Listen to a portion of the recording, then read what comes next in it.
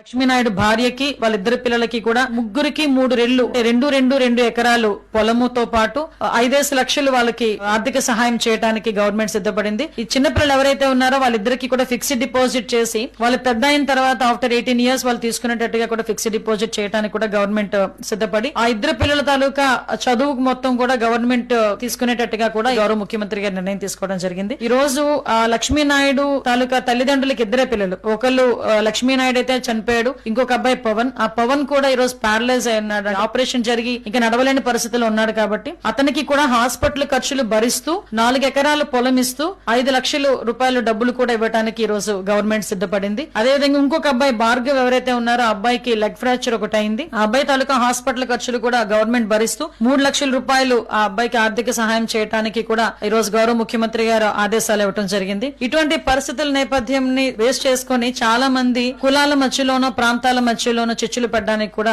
Ready అయ్యే పరిస్థితులు కూడా కనిపిస్తున్నాయి. అటువంటి పరిస్థితులు కూడా రాకూడదు అని నేను మాత్రం మనస్ఫూర్తిగా కోరుకుంటున్నాను. ఆ కష్టాన్ని కష్టంగా చూడాలే తప్ప కష్టం మీద కూడా మనం రాజకీయాలు చేసుకోవాలి అనుకున్న ఆలోచన తీరు ఏదైతే ఉందో అది ఎప్పటికీ కూడా రాజకీయంగా ముందుకెళ్లలేమని పరిస్థితి చాలా మందిలో మనం చూసాము, ఇప్పటికీ కూడా మనం చూస్తూనే ఉన్నాం. కాబట్టి దీనికి గౌరవ ముఖ్యమంత్రి గారు కూడా చాలా క్లియర్ గా ఎటువంటి సంఘటనలు జరిగితే ఎట్టి పరిస్థితులను ఉపేక్షించేది లేదు, కంపల్సరీగా ఫాస్ట్ ట్రాక్ కోర్ట్స్ గానీ స్పెషల్ కోర్ట్స్ గానీ ఏర్పాటు చేసి ఆ నిందితులకి త్వరితగతిన శిక్ష పడేటట్టు చేస్తామని చెప్పి చాలా కఠినంగా వ్యవహరిస్తామని చెప్పి చెప్పడం జరిగింది.